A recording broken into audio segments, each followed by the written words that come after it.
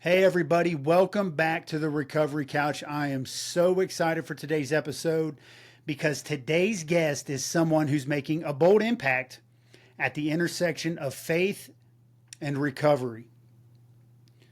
Ryan Canaday is the founder of Free, a Colorado based faith community built specifically for addicts, loved ones, and spiritual refugees. Alongside his wife, Tammy, Ryan launched Free in 2018 with one mission: to break the silence of addiction and create a space where healing, recovery, and spiritual connection can thrive. Whether you've battled addiction, been affected by it, or felt pushed to the margins of faith, Free is a place that says you still belong. Ryan's heart, leadership, and honesty have made him a trusted voice in the recovery space, and I'm honored to have him here today. Ryan, welcome to the Recovery Couch. Thanks for having me here, man. Glad to be here. So, if you don't mind, Ryan, tell us a little bit about your story. You can start you were in ministry prior to getting in recovery. Am I correct? Yeah, I was. Sometimes I refer to myself as I was the drunk pastor, and that took me that a lot of shame came with that. A lot of silence. Didn't want anyone to find out, of course. But it starts earlier than that too. I'll tell you the short story. Um, So in my mind, and for me, I was never supposed to be the addict alcoholic. I grew up watching my brother struggle with drug and alcohol addiction. I saw the pain and destruction that he brought into our family. He was 3 years older than me. His name was Brandon, so a little connection there. Um, and then my first semester away in college, I was 18, almost 19. He was 22.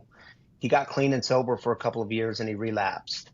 In that relapse, he was in a car accident. He was, and it took me years to admit this and say it out loud, but he was the drunk driver. And he died in that car accident. I'll never forget mom calling me, telling me, "You need to come home. Your brother Brandon's been killed in an accident." Um, and that turned my world upside down, man. Um, and the weird thing is, I picked up right where he left off, which totally baffled me. I was born and raised in the church. I was a leader in my church youth group, and here I am turning in this pain and this not knowing how to deal with my feelings, turning to a substance to fill that hole. Um, and it totally took over my life. Totally took over. By 30, it had totally taken over. I got sober when I was 30, but I went to get my biblical studies degree, went to seminary, became a pastor, and it baffled me. I couldn't figure out how to pull out of the church parking lot and turn right to go home instead of turning left to go to the liquor store. It was like my blinker just automatically turned on, to turn left. And thank God, the pain stopped. January 7th of 2013, my wife came down the stairs. We have four kids now, but had one child at the time, a daughter. But my wife came down the stairs early on a Monday morning, and this time, man, I jumped off the couch. I was passed out on the couch again, like I usually was. And I see her at the top of the stairs, and she's holding an empty bottle of vodka. And she had tears coming down her face, and she said, "Ryan, what are we gonna do?" And man, she might have said those words 1,000 times, but I heard that word "we," and I knew I wasn't alone. And I don't know why. I don't know why that was the day I encountered the GOD, the gift of desperation. I was totally done.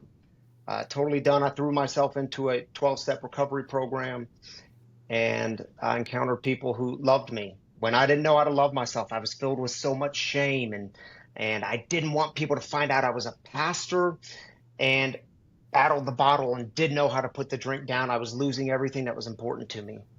Um, And I haven't put alcohol or any other mind-altering substances into my body since January 7th, 2013. And I'm really grateful to that. Thank you, God, for my sobriety. Amen, brother. So, what does that look like for you as a pastor that's trying to hide the fact that I am a pastor, even though I'm in recovery? I know that my wife said "we," and that word alone was like obviously important for you to be like, man, I'm not alone in this. I need to go get help. So do you have to go to recovery rooms outside of where you're living? Or are you dealing Yeah. with too much guilt and shame to let people inside your circle know what's going on? Yeah.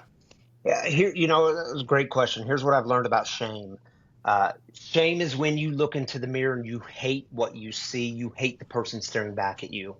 Um, it's that nagging voice that doesn't shut up, that tries to tell you you're not worthy of love and belonging. It's the nagging voice that says to you, your best option is to hide. No one's going to want you when they figure out who you are. God's certainly not going to want you when God figures out, when God really sees you, God's not going to want you. So I came into recovery with all that. And instead of going to meetings, in my neighborhood, which there were several, I drove 30 minutes across town, spent the first 6 months there. That's where I got sober. Um, and I didn't want anyone to find out. I had so much fear of people finding out. If not only could I lose my job, but people are going to turn on me and they're not going to understand. And man, I was crippled by fear. So what changes? So you're in these recovery rooms, 30 minutes outside of where you're at, and people are loving you when you couldn't love yourself. And you told me before we got on the record, or we hit the record button, that you came public with your story at some point from the pulpit. Yeah. Yeah. So there's a I believe, shift. yeah, there was a shift. And in recovery, the greatest gift um, that I discovered is one, I no longer hate myself. I like the person I am. And that took me years to get there. Um, I like the person I am, and I can actually sit today with my own thoughts. Man, that was a scary dilemma. Tell any alcoholic you got to sit with your own thoughts. And that's the stuff I was escaping from. That's what the drink did for me. Um, it was my medicine to help me escape from myself. So what shifted was I was comfortable in my own skin. I found a new, like this newfound relationship with God. I had read all the books, I had written papers in seminary. I knew a lot of things about God, but that's different than knowing God inwardly. That's different than knowing peace and knowing serenity. Today I have those things. And, 3 years into my recovery, I decided that I would go public with my story. And I did so first with the help of my sponsor and some trusted mentors in my life. And I did so on a Sunday morning from the pulpit at all three worship services where I was serving as pastor. And I was scared. Fear and trembling and sweaty hands and knots in the stomach. And, um, to my surprise, I was greeted with a lot of grace, a lot of love. But to my greater surprise was my email box on Monday morning. And it was flooded with emails from people in the community saying, hey, I battle the bottle too. How'd you put it down? Or my son or daughter is battling pills, or my mom or dad battling this. Is there any way out of this darkness? And I got to church the next Sunday and I'm looking out at my people, this sea of people. And I thought, oh my goodness, we have a huge problem. That you're sitting next to someone, you've been sitting next to them for years, and you don't know that they're going through the same thing that you're going through. Why?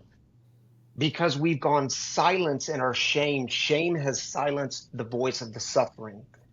And so just in sharing that story in my sermon that morning, it empowered me to say, it was like God said to me, don't waste the pain. I know this is painful. I know addiction, it took everything from you. Don't waste it. I'm calling you to go give hope to other people who are suffering in silence. And that's a great gift we're given in recovery. That now our job is to be of maximum service to God and the people around us. How do we do that? Well, I've been through some things. If you battled addiction, you've been through some things. Now our job is to give the gift back, to give the gift away in order to keep it. And today, that's what I get to do, and I take that very seriously. And I'm super glad that you do that, Ryan. So what did that sermon look like, man? You admit like there's a lot of fear. I'm trembling with fear. I'm about to go public with something I've been trying to keep private, and then you tell a whole congregation. Yeah. How did you word it? What was the initial response in the room? And then how did you live with that initial response until you got to your inbox on Monday? Yeah. Yeah, that takes me all the way back to 2016. I'd have to look over the sermon. I still have it in my files. It's still on YouTube. Um, but the title of it, I remember, was "The Gift of Uncertainty." Um, all the fear that we have. I remember going to my first AA meeting. That's how I got sober, Alcoholics Anonymous. I'm still part of this fellowship today. But I pulled up to it and I sat in my red Toyota pickup truck and I pleaded with God. I was gripping the steering wheel and I said, God, if there's any way out of this, just give me a different way. I don't want to face people. Just let me do this on my own. And it's like God spoke back to me, Ryan, you've tried it on your own several times. You tried to trade liquor for beer. You tried to trade white liquor for brown liquor. You tried to drink only on certain days. Nothing worked. So it was a real moment of surrender. Man, I had to surrender. And I walked into that meeting, and I remember the first time I said, I'm Ryan and I'm an alcoholic. Um, it was like I was waiting for the walls to cave in. I was ready for people to start throwing things at me. And what I got was love. And isn't that a crazy thing? The things we're most afraid of, we can be met with love and grace. So what I tell people all the time, what's on the other side of surrender? I know it's scary. And you think you're going to be punished. You think God is waiting to like finally hammer you. And instead, what's on the other side of surrender, in my experience, is love and grace and a voice, that gentle voice that says, welcome home. Welcome. You're finally in the place where you belong, and good, because now we've got some work to do. And that's like what God said to me. Welcome home. I'm glad you're here. Now we've got some work to do. How did that look? What did that work look like? The hardest work I've ever done. Um, I know there's other methods of recovery. There's a lot of methods out today. The one that worked and still works for me is the 12 steps. That's what reconnected my relationship with God. I had to get a new image of God. I had to do away with the old image that God was disappointed in me. God hates me. Man, I had to let that God die. I had to let a new God resurrect. Um, What's it look like, the hard work of facing my fears, taking a moral inventory, going to people that I harmed in active addiction and making amends to them, making things right. Man, that was a difficult thing for me to do. Um, and yet when I did it, I experienced an amazing freedom. It's this amazing thing happens when you start owning your side of the street, you start owning your stuff. Somehow we find freedom in that. It's a great gift. So that day that you gave the sermon titled "The Gift of Uncertainty," would you Yeah. say that coming clean with something you had been hiding and being honest, would you say that you started to finally find freedom in that, or that would that be your surrender point? Were you experiencing freedom after you gave it, or were you just experiencing surrender? Man, I had a great deal of freedom. It was like, that feeling of, oh, I can finally breathe again. Oh, this isn't a secret anymore. Our secrets keep us sick. So it was like, oh, thank God these people know, and they haven't turned on me. They haven't kicked me out, which is a great gift because for me, I'm always expecting the worst. What's the worst? They're going to find out. I'm going to get honest with them, and then they're going to tell me they don't love me, and you're going to get kicked out of here. That hasn't happened yet, and my greatest fears haven't come true in that. So it was an amazing freedom, and it empowered me to keep sharing my story, to keep going to others and making myself available to the ones who are struggling most. I get to walk with those people today. So you experienced some freedom and coming clean, and then once you started working the steps, step 4, your moral inventory, step 9, you making amends to the people that you've hurt. You just start peeling more layers of freedom back and experiencing more and more freedom to the point that eventually you leave in good terms the church that you were preaching at when you gave the gift of uncertainty sermon, Yeah. because you were starting to reach out to spiritual refugees. This episode is sponsored by Greg Swartz at Remax Victory and Affiliates. Whether you're buying your first home, selling, or making a move, Greg brings integrity, expertise, and heart to every step of the journey. He's not just a realtor, he's a trusted guide who puts your needs first. Call Greg today at 937-477-8975 and let him help you find your next home. And don't forget to tell him the Recovery Couch sent you. Yeah, we started having a conversation, my wife and I, in 2018 of, hey, what would it look like to just create space for addicts and alcoholics like myself, but also for the loved ones like you, and why in so many settings are we split up? Because she's been on this journey with me, man. She loved me. She walked this darkness with me. How can we do this thing together and create space for people to journey together and spiritual refugees? So many people who have felt kicked around by religion.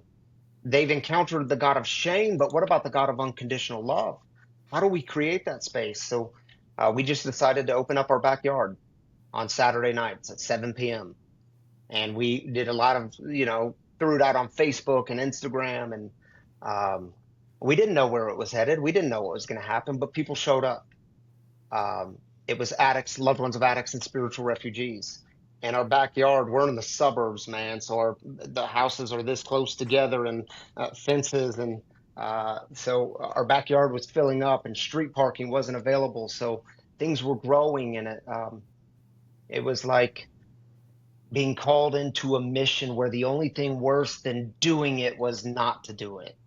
And if you've ever experienced that kind of calling, that kind of passion, it's scary, and it's like you don't know where this thing is headed. But man, we were just laser focused on creating space, breaking the silence of addiction. We got to start talking about this. It has plagued so many people, so many families. This fentanyl epidemic that we're experiencing now that has plagued my community. Man, we got to talk about this. It's the first step, is to talk about it. Open our mouths. Yeah, I couldn't agree with you more, Ryan. The silence that has been attached to addiction for such a long time. Meanwhile, in my early stages of addiction, I was walking into a church building every Sunday. Every single Sunday in my early stages of addiction. Nobody to my right knew it. Nobody to my left knew it. The pulpit, the people preaching definitely didn't know it. As a matter of fact, I probably didn't even know it at the time. Yep. And I think that opened my eyes, Ryan, to like the addiction has no specific geographic location. Like it reaches into even churches. So that's why I love that you decided, like, hey, we got to do something greater. Like we have to talk about this. This is real life stuff. And so you're doing that from your backyard. The spiritual refugees, I think you referenced as people who had been hurt at some point in time in a spiritual sense. Is that correct? Yeah, they've either been harmed by religion, they were handed something as a child of, this is who God is and you have to accept that. Or it's people who they don't have any experience with the church or religion, and there's certain religion's not going to work for them. There's certain the church has nothing to offer them. There's certain they're not even atheists. They just don't have any sort of spiritual path. And so what we found is, man, just create that space for those people. Create space for them. Welcome them in. Love them, and see what happens. And that's what we get to do, man. Today, pastoring in a recovery community, one of the greatest joys is I see people finding a spiritual path where they're finding peace. They're finding a God of love. They're getting their kids back. Moms and dads are getting their kids back in their lives. Families come back together. Man, it's like getting a front row seat to God's miracles on the daily. We also have a lot of pain. We do a lot of funerals.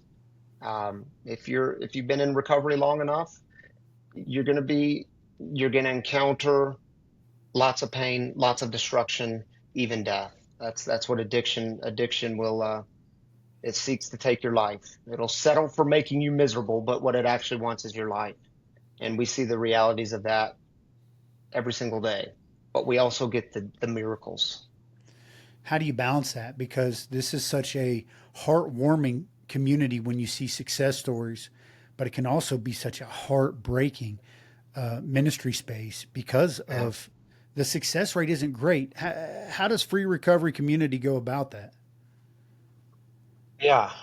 We take celebration very seriously. In fact, every our services are on Saturday nights, 5 p.m., 7 p.m. 7 p.m. is live streamed on YouTube, Facebook, our app. Um, we always start with celebrations. And oftentimes, many Saturdays, someone is standing up to celebrate, taking the mic and saying, I'm 1 day sober or I'm 30 days sober. Um, we celebrate that because we know it's a miracle. We know what a gift it is. And we have to keep the celebrations, the light, in contrast with the darkness because there's a lot of darkness. We end with heartaches. The service ends with people giving their heartaches, their burdens. Man, we see death every week. We see struggle every week, tremendous amounts of pain. So if you don't have the light to hold up to the darkness, you will be suffocated by the darkness. And I can't let that happen to me personally. I can't let that happen as a leader. But people in general, we can't let that happen as a community because you'll start to think, is this even worth it? Nothing's working. Look at how many people are dying in their addiction. They're isolated. They're disconnected. We don't want that to happen, so we have to always hold the light up to it. I love that because I'm such a big proponent of you have to celebrate the baby steps. Mm, If whatever that baby step is, if you don't have a license and you get a bicycle, celebrate it. And if somebody else in recovery, I'm going to celebrate it with you. If you were unemployed and you got a job, I don't care what the hourly rate is. Let's celebrate. The baby steps. Your end goal might be to start a recovery community like Ryan did, but it's going to take time, and you have to celebrate every single win along the way. How do you tell? What do you tell your congregation as far as like some of the struggles and the difficulties that come with rebuilding your life? How do you go about that? yeah. Well, we believe in honesty. Get honest with people. Yeah, it's hard work. Getting into recovery it's going to be the hardest work you do. You're going to finally look in the mirror and get honest with yourself. You're going to get honest with this disease of addiction, and we're going to hopefully do it without attaching shame to it. We can't do this work with shame. But then what I found, especially in this community, but I believe it's universal, my job as a pastor is really simple, not always easy, but simple. And that is to constantly remind people who they are. Because if they get who they are, then what they do follows. So, how do we remind them who they are? Um, I have to remind them and myself. Where does the story start? If you think all the way back to Genesis, the earliest creation poem, Genesis 1, the poem has God creating things in 6 days. It's split up into 6 days. Each day, God stands back and says, man, this is good. This is good. And then on day 6, humans are created in God's image. And God stands back and says, man, this isn't just good. This is supremely good. The word for good there is this Hebrew word tov, T-O-V, and it translates as good, beautiful, working the way it's created to work. So when God creates humans, God is impressed. God's like outdone God's self.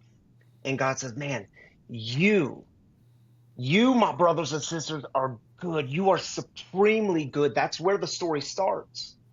So we got to get back to the fundamental goodness. Can we stray from the story? Talk to any addict or alcoholic. We will tell you how we have strayed from our goodness. But that's who we're created to be. That's who you are at your core. You are good. You are loved. You are worthy of belonging. That's who you are. That's who you were created to be. Think of the story of the prodigal son in the New Testament, Luke's gospel. The son goes off, squanders his life with this scandalous living, prostitutes, probably everything else that we know all about. And he's scared to come home. Why is he scared? Because he has shame. He says, man, what I would do to go back home, but I can't go back home because my pops would never take me back in. But things get bad enough, he journeys back home. And what's the text say? While he was still a long way off, the father, who represents God in the story, runs out to greet him, gives him a big bear hug, starts shouting out to all the neighbors, quick, we need to celebrate, get the fattened calf, get the sandals, get the ring. And the son says, Pops, if you knew the things I'd done, you would know that I'm not worthy to be called your son. And the father says, nonsense. We're going to celebrate because my boy was lost and now he's found. He went away from home, but now he's come back home. The journey of recovery is always about coming back home. You may have different routes to get there. Your God might look different than my God. The images you have of God may be a bit different than mine. That's okay. That's okay. The journey is always about coming back home. That's who you And are. so, yeah, and so many of us, I feel like, come into recovery not feeling worthy, like the illustration you just gave us of the prodigal son. Like, God, man, I don't know if some of the things I did are worthy of forgiveness, and the beauty in God, really, not just Yeah. recovery, but in God is His forgiveness is just as it's scandalous how Yeah. much grace He gives, and He kills the fattened calf, and He can make your life is better than it's Yeah. ever been, regardless of any mistakes. How does Free Recovery Community handle relapse? With you talk so much about removing shame, and I love that. Mm. I'm so aligned with that, Ryan. But if there's a relapse, like how do you approach that? Yeah. This episode of the Recovery Couch is brought to you by my friend JB Davis at Performance Chrysler Dodge Jeep Ram in Centerville. I know JB personally, and I can tell you he's the real deal. He's honest, he's dependable, and he's committed to treating people the right way. So if you're looking for a vehicle and you want to work with someone you can trust, call JB at 513-267-5225 or stop by Performance Chrysler Dodge Jeep Ram in Centerville and tell them the Recovery Couch sent you. Well, my comrades in recovery have taught me a beautiful thing, and my sponsor still says to this day, here I am, 12 years sober. I still have a sponsor, still meet with my sponsor, and he calls me preacher. He said, preacher, we don't ever shoot the wounded, and that makes a lot of sense to me. So we deal with relapse all the time in our community, um, and the temptation is you want to lay into people. You want to tell them, man, don't you get this disease is trying to kill you? Don't you get everything you're going to lose? Yeah, they get that. And if it worked to just give some instructions, just give some commands and instructions, well, we would all do that. The church has tried that. Come into this church. I'm going to tell you what to do and how to do it. Well, okay, that doesn't work. We've got to understand who we are first. That's why I always say start with who you are, and then what we do, it tends to follow. So when someone relapses, we always welcome them back with open arms and we celebrate the coming back home. You might come back home again and again and again, and we will always celebrate it because you never know when it's going to click for someone. You never know when that mindset shift happens and something opens up profoundly to where they say, yeah, I'm done. I'm done. I'm going to find a new way. Um, I'm going to get connected. I'm going to let people into my life. I'm going to let God, even though I don't understand God, I don't understand the God stuff, I'm going to open myself to some sort of spiritual path here. You never know when that's going to click for people. And if we somehow have this attitude of you're no longer welcome here, you've relapsed too many times, well, we don't do that. And it doesn't mean we don't have boundaries. I tell people all the time, we have to have boundaries. We have clear boundaries. No, you cannot come in here and misbehave. No, you cannot come in here if you're intoxicated under the influence. Someone's going to pull you aside because we got to protect people. We got to protect the community. We don't want that mess in here, but it doesn't mean you're not welcome. It means under the influence, someone's going to talk to you and let you know you're loved and there's a way out of this, but you can't come into this space. Um, I guess what I'm saying is there are boundaries with extravagant love. there are boundaries with the journey home. And if we do away from those boundaries, we're in big trouble. So when I say we don't do shame, some people hear, oh, that means we don't do boundaries. No, we don't do shame. It doesn't mean there's no boundaries.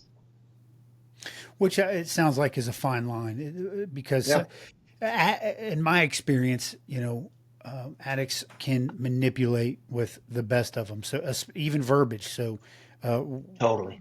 not just manipulating to get what they want, but manipulating a discussion like, well, you said there's no shame here, but you're kicking me out. That, uh, Yeah. and so I kind of get what you're saying. That's probably a super fine line that you cross, but you can't allow someone in the community to come in and that could be tempting to other folks, and which is a Yeah. disruption. You can't bring in your destruction. Yep. You can't come in and destroy a community. We don't allow that. Doesn't mean you're not welcome, but you're not welcome here to destroy things. You're not. So you went from how did you go from a backyard? What did you grow to next? You went what was it? St. Luke's you were preaching at when you first came out with your Yep. testimony, and then you Yeah. go to the backyard, and then you outgrow your backyard. What's the next move, and then kind of where you at currently as far as free recoveries in this space in Denver, Yeah. Colorado? So what happened was within a few weeks, and there's some beautiful miracle stories here all along the way. I can't tell them all, but within a few weeks, we moved into a 3,000 square foot store frontage space. We were there for a couple of years. Then this pandemic hit, COVID-19, and we were growing out of that space, but we put everything on hold. We went online, and there was a lot of blessings along the way from the pandemic. Don't wish to go through it again, but it opened up some new doors for us, especially online and reaching people all across the country. Um, and then we got evicted from that space, not because we were bad tenants. They were just tearing down that space to build something else. So we had to find something very quickly. Long story short, a tremendous gift was given to us. Um, it was a 12,000 square foot church building, and it was an old church. It smelled like an old church when you walked in. And when I first walked in, I thought, man, this isn't going to work. We're a community for spiritual refugees, people who don't do church. This is pretty churchy. But we went in and we renovated the whole thing, did all new flooring, all new lights, all new paint inside and out. We built a cafe, very important for our space because we have a fully functioning cafe that's open till 9 o'clock at night, 9 to 9, because we wanted to stay true to our mission, which was to create space. How do we create safe space for people who need it most? For people barely hanging on, they know they can come into the free cafe and get a cup of coffee, uh, something to eat, and they can have safe space. They can meet with their comrades in recovery. My wife is a coffee roaster, has over 20 years of coffee roasting experience. So when we started Free, she was starting her own business called Wagon Coffee Roasters. She now employs women in recovery. Her roastery is inside of Free. So we get the best coffee that's given to us, not given. We buy her coffee to serve it free. Um, Freshest roasted coffee she roasts right there on site. She's in many sober livings treatment centers. She's got beans in every state now, I think, in stores, and it's a very cool thing that's happened. So we have a cafe, the coffee roastery. We have over 50 meetings now that meet at Free, all recovery related. So I'm a big proponent of saying stick to your mission, get laser focused on your mission, because what that does is it helps you say no to the things you need to say no to and yes to the things you need to say yes to. So if our mission is breaking the silence of addiction while creating space for healing, recovery, and spiritual connection, anything outside of the mission we say no to. So when the knitting group comes and they say, hey, can we use your space to do our knitting? Um, no, you cannot. And it's not because we're against knitting. It's because this is not part of our mission. Good luck. We love you, but you can't do it here. So everything we do is recovery based, recovery related. All our events throughout the week, every Saturday night is geared towards people in recovery, and we don't stray from that. I tell people all the time, um, not everyone is welcome here. And that doesn't mean you're not welcome. It means some of you are going to come and you're going to say, well, that wasn't a real, that wasn't a real church service. Where's the choir? Where's the praise and worship band? You know what? You can find that on every corner in Denver, but you're not going to find it here. What we do is for a very specific purpose. So you're welcome to join us, but not everyone is going to feel welcomed here, and we're okay with that. Churches went down a rabbit hole when we try to put on our signs, all are welcome. Well, we don't really mean that. What's your mission? Who are you trying to reach? Get specific about that. Who are the people you want to reach? And then get laser focused. I love that, Ryan. So let me ask you a question. This is more personal than it is like in general. Sometimes, and I've noticed since I've started my recovery journey, when I'm speaking to somebody who is a spiritual refugee that has had a tainted understanding of who God is, I'll start to speak their language because in my journey through addiction and I learned how to speak a lot of different languages. I wore a bunch of different masks. Sometimes the dialect I choose when I'm trying to love on somebody who is a spiritual refugee. Sometimes the dialect has some cuss words, and that's not the most popular thing amongst like a lot of my spiritual mentors. What's your stance on that? Like when you get into a one-on-one with someone that is a spiritual refugee, how do you go about like meeting them where they are? Yeah. Well, what I've learned with people in recovery is they have a very high BS meter. So if I want to BS them, they're going to sniff it out really quickly. So what I find is best is be authentic, be yourself. Um, uh, I think we put as the church, like, why do we care so much about what words we use? Do we think God's offended if I drop an F-bomb? I personally don't think so. Um, it's a word I use, but I also have 4 kids, and I try to be conscious of the language that I use. But do I think God's offended by it? I don't personally. I think God's way more offended by the hate that we can put in. I think God's way more offended by the exclusion that churches can do. Um, but curse words? Um, no, I don't think God's offended by that. I think speak people's language, but be authentic to who you are. Be authentic. Don't change so much where you're trying to become them. Just be who you are and speak out of love. That's I usually love that. serves me pretty well.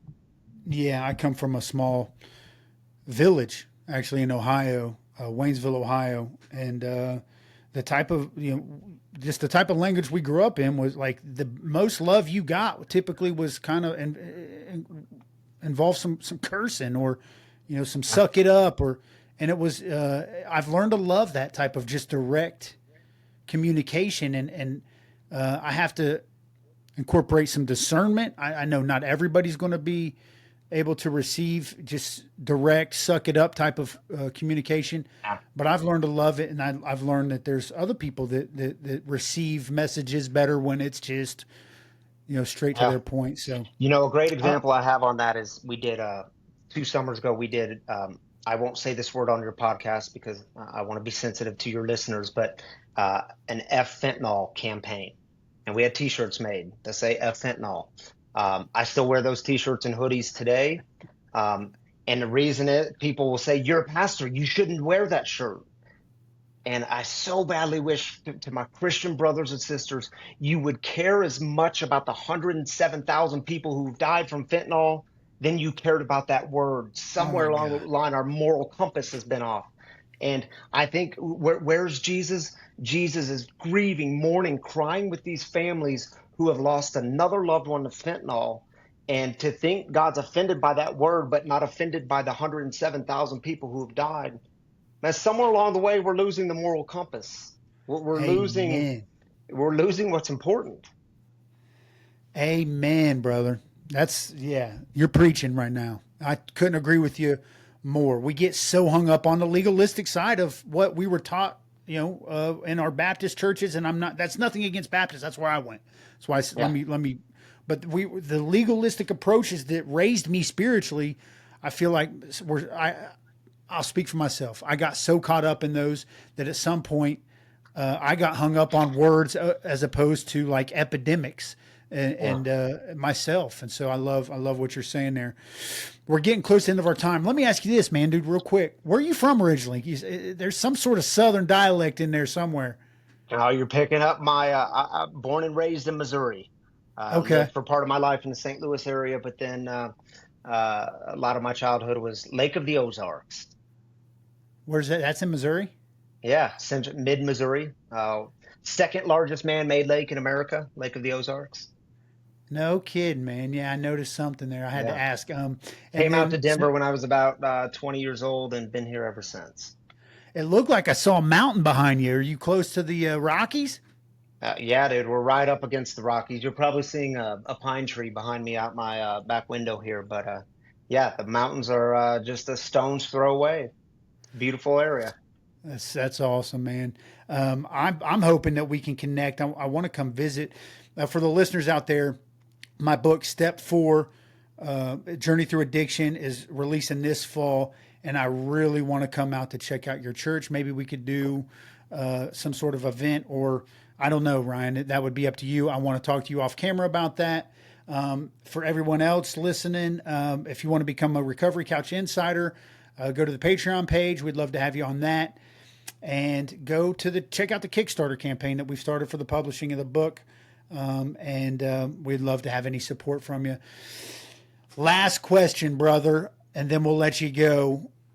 What would you like to say to anybody out there who's still in the struggle, that just feels like the spiritual refugee? I don't know which way to go. I've tried every which way. What would you like to say to them? Yeah, first, if you're still in the struggle, I know the darkness seems overwhelming. I know it seems like there is no way out, but there is a way out.